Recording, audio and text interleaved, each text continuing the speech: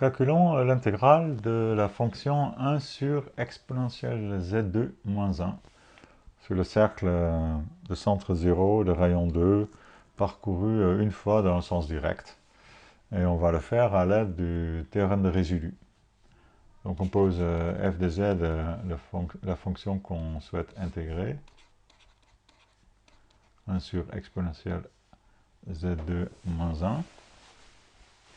Et on va étudier sa singularité. Et non, le pôle, c'est exactement, le pôle de f, c'est exactement le 0 exponentielle z2 moins 1. Donc on se pose la question, exponentielle z2 moins 1, quand est-ce que c'est 0? Équivalent à dire que exponentielle z2 est égal à 1. Alors exponentielle z2 égale 1, c'est équivalent à dire que z2 est égal à z2 égale à 2i k pi, où k est un entier relatif quelconque.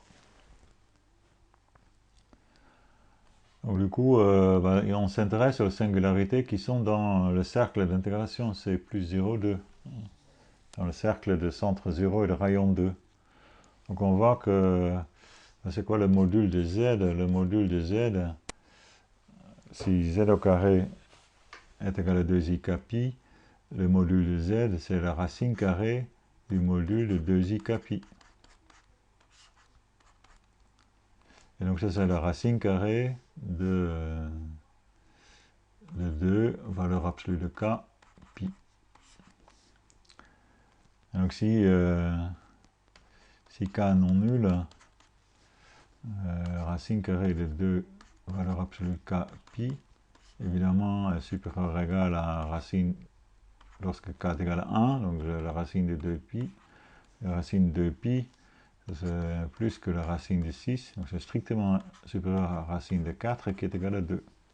Autrement dit, pour k non nul, ces singularités de f, 2i k pi, sont en dehors, non, les racines carrées de 2i k pi sont en dehors du cercle, sont à l'extérieur du cercle d'intégration. Donc le théorème de résidu nous dit que cette intégrale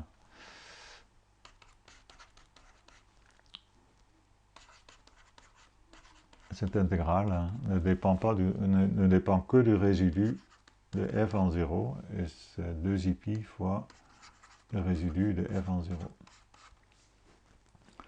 Donc il faut déterminer le résidu de f en 0, alors ça c'est extrêmement facile parce que f est une fonction paire. F étant paire, on a vu que le résidu d'une fonction paire en 0 est égal à 0. Voilà. D'où l'intégrale en question vaut 0.